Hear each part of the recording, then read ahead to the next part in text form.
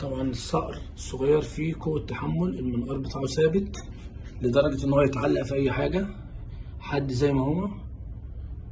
عيونه من حجر بازلت. طبعا اللي في الداخل الحشو اللي ظهر في الداخل ده قطن محشي فيه الصقر من جوه، في ثقب من الاسفل. رجوله حل وتركيب. وجوده كان قدام الصقر كده اول ما خرج من المكان. وده اكل النمل. الكتابة بتاعته ورا اهي، طبعا دقيقة جدا.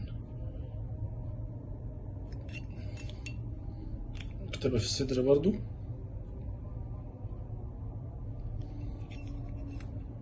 هو مصمت مش مفرغ.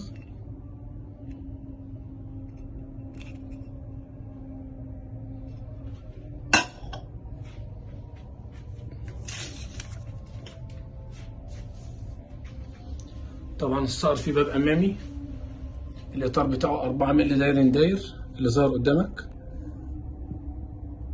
تمام. برشامة تانية تالتة رابعة. ده طبعا ايه، خام زي ما هو متحلش. الصقر من الجنب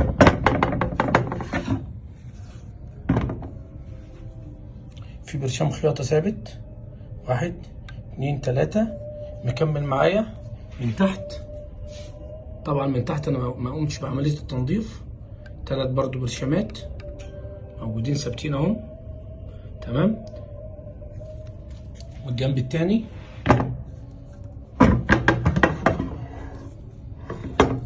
ثلاث برشامات على شكل زهرة لوتس، 1 2 3.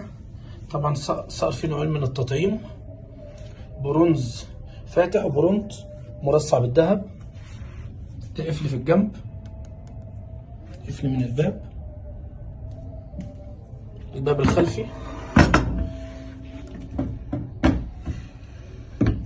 الباب الخلفي برضو اطار 4 مللي داير. وده الباب بتاعه، 1 2 3 4 بالبرشام بتاعه كامل. والصقر اهو طبعا من ورا كله مرصع تمشيط. وفي الغالب ان ده ذهب احمر ترصيع. طبعا اللون ظاهر قدامك. الصقر قاعد على قاعده 17 سم طول في ارتفاع 3 سم، فيها خلوص داير.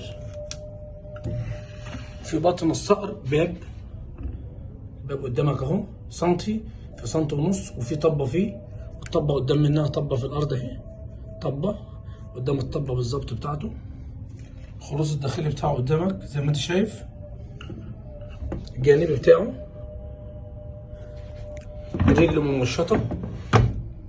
الرجل ممشطه. الصقر كامل مفرغ من هنا، الرجول ديت ومن هنا.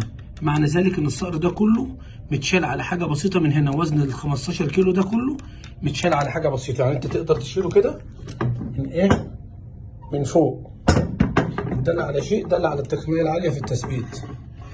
تمام. هذا الصقر موضح. تمام، مش ناقصك اي حاجه. الصقر دوت ليه منقار حد جدا. مع الزمن ده كله المنقار بتاعه بيشبك في اي حاجه، يتعلق. تمام.